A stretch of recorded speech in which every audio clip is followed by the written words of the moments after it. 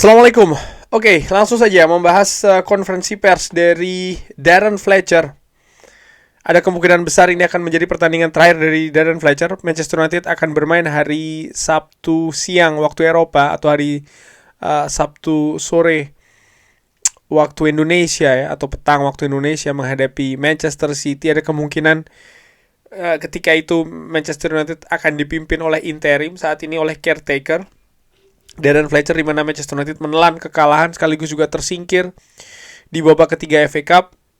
Langsung saja gue ambil dari manunited.com, reaksi yang bercampur.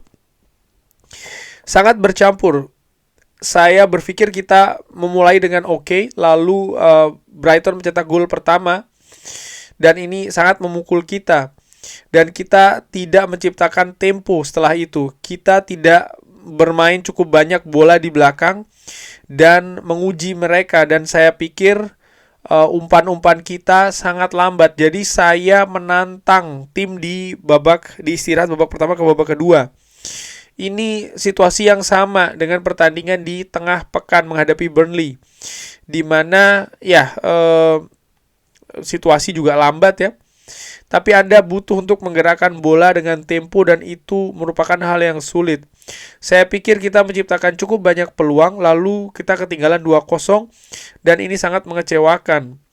Lalu para pemain melakukan respon dengan baik, kita membuat situasi 2-1, dan saya pikir ini kita memulai lagi. Para penonton ini artinya mulai meningkat ya, energi juga meningkat. Tapi kita tidak bisa mendapatkan gol kedua.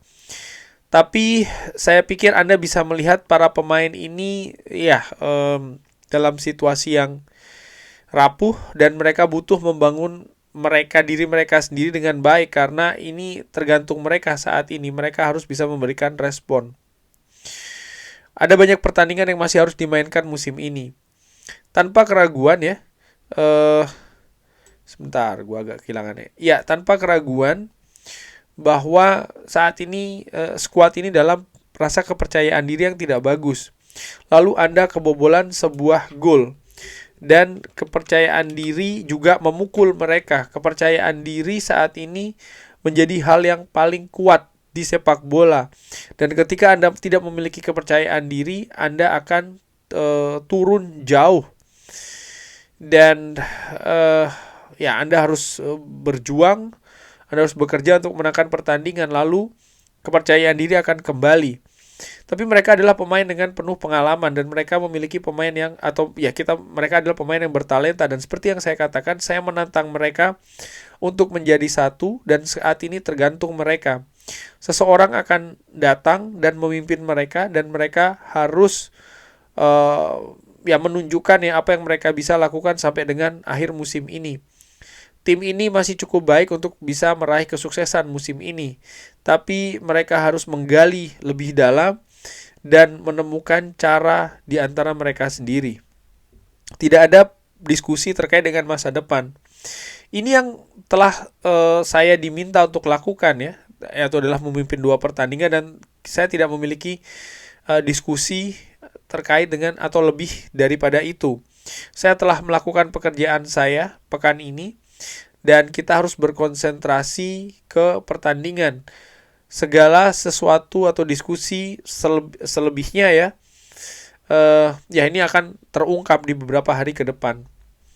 Apa tantangan terbesar bagi manajer selanjutnya? Kepercayaan diri, dan secara potensi bagaimana untuk memainkan gaya sepak bola tertentu dan juga formasi tertentu yang sulit untuk diadaptasi.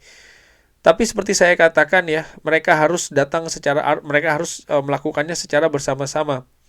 Hal yang paling terbesar buat saya adalah di dalam grup ini dan para pemain yaitu adalah siapa yang akan memimpin mereka untuk bisa menjadi satu.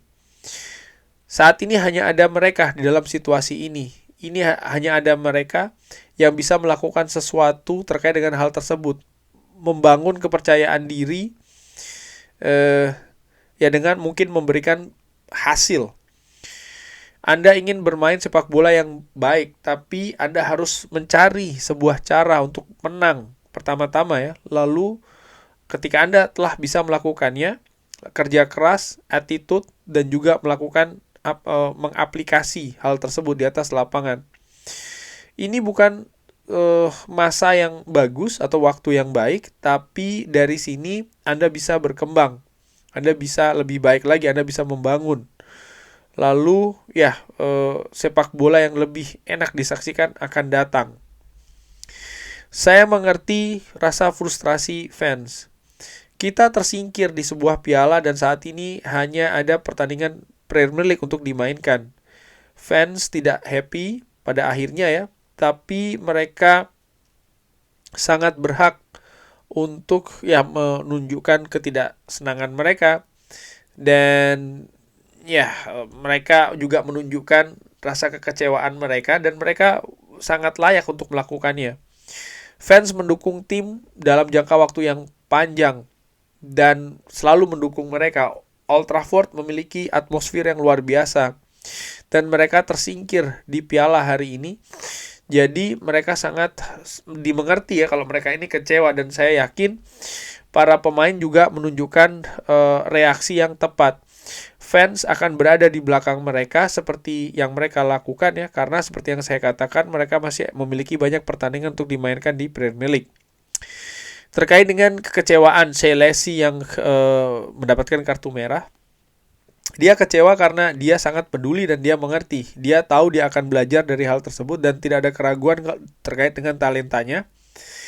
Dan ya, ini merupakan langkah yang berbeda hari ini, tapi kita percaya kepada Chelsea.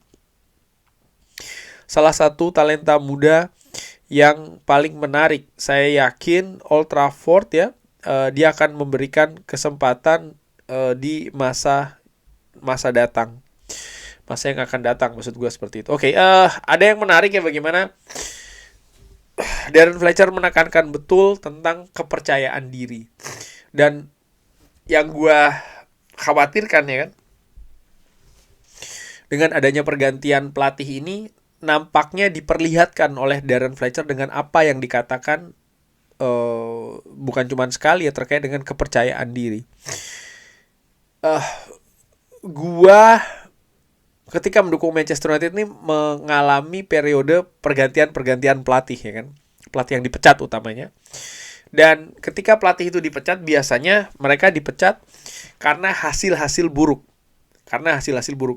Dan hasil buruk itu mereka dapatkan, salah satu faktor terbesarnya adalah mereka tidak lagi mendapatkan dukungan dari dressing room, dari para pemainnya.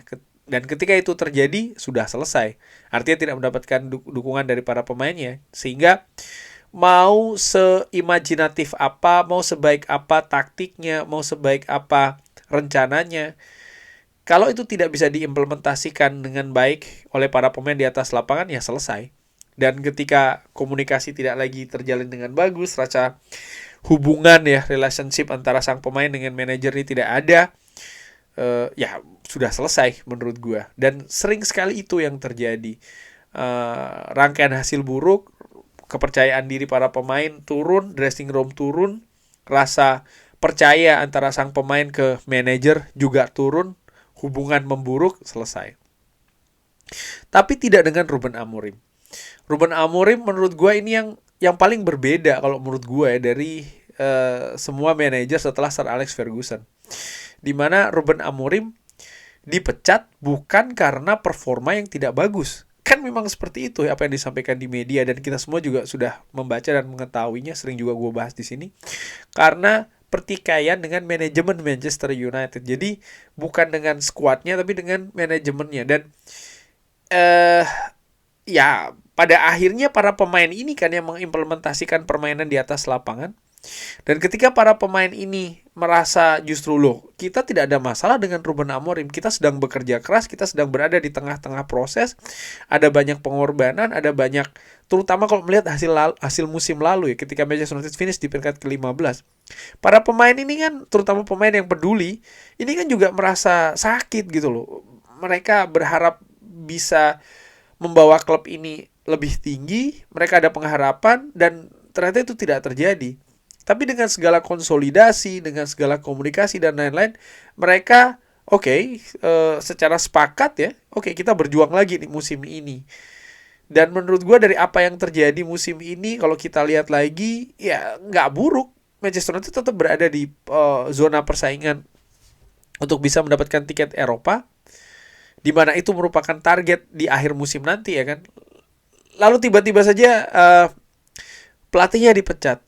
Pemain kebingungan, dan bukan tidak mungkin pemain saat ini tidak memiliki kepercayaan yang besar kepada klub, khususnya kepada manajemen.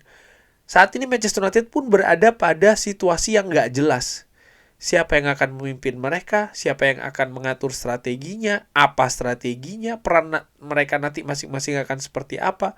Iya, mereka memang pemain profesional. Mereka ya secara teori pastinya dituntut untuk memberikan segalanya di atas lapangan. Tapi ketika mereka ingin memberikan segalanya di atas lapangan, mereka kan juga butuh beberapa faktor. Mereka butuh motivasi misalnya, mereka butuh komunikasi, mereka butuh instruksi, mereka butuh koordinasi, mereka butuh butuh sistem yang jelas, mereka butuh posisi yang pas.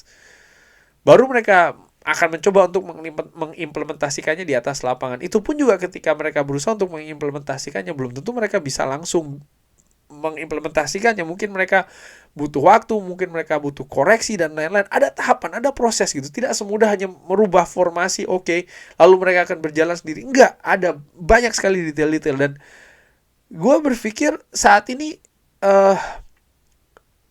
Manchester United tidak jelas, clueless. Ketika mereka membuat keputusan untuk menyelesaikan Ruben Amorim, mereka tidak memiliki rencana apa setelahnya. Dipikirkan dalam jangka waktu yang singkat dan secara tiba-tiba. Akibatnya, ya ini yang terjadi, skuad kacau. Dan Darren Fletcher secara jelas mengatakan ini berpengaruh ke kepercayaan diri di skuad Manchester United. Dan ini berarti sangat besar sekali. Kepercayaan diri ini secara kolektif lagi. Ini sedang dalam situasi yang sangat rendah sekali. Sehingga mau taktik seperti apa, mau sistem seperti apa, bukan hal yang mudah untuk bisa diimplementasikan oleh para pemain di atas lapangan dengan baik. Butuh pendekatan-pendekatan yang menurut gua bahkan mungkin tidak berbau teknis ya. Jadi butuh man-to-man management yang bagus, butuh collective management juga yang bagus. Dan ini merupakan tugas utama dari siapapun yang datang nanti untuk memimpin Manchester United sebagai head coach interim. Dan Darren Fletcher pun mengatakan tadi hal yang kurang lebih seperti itu. Jadi dia tahu bahwa tantangan terbesar adalah kepercayaan diri. Bagaimana bisa meningkatkan hal ini? Dia menyebutkannya nih adalah tantangan terbesar dari manajer selanjutnya.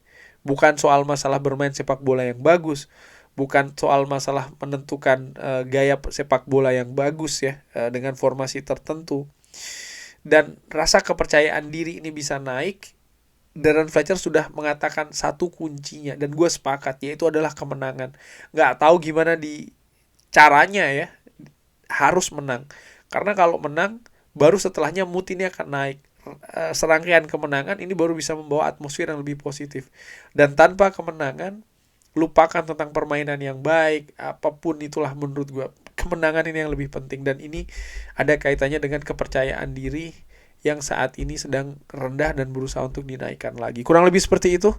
Bagaimana menurut Sobat Football United? Seperti biasa silakan drop di kolom komen. Terima kasih sudah menyaksikan. Jangan lupa like, sholat, dan juga subscribe. Wassalamualaikum warahmatullahi wabarakatuh. Thank you.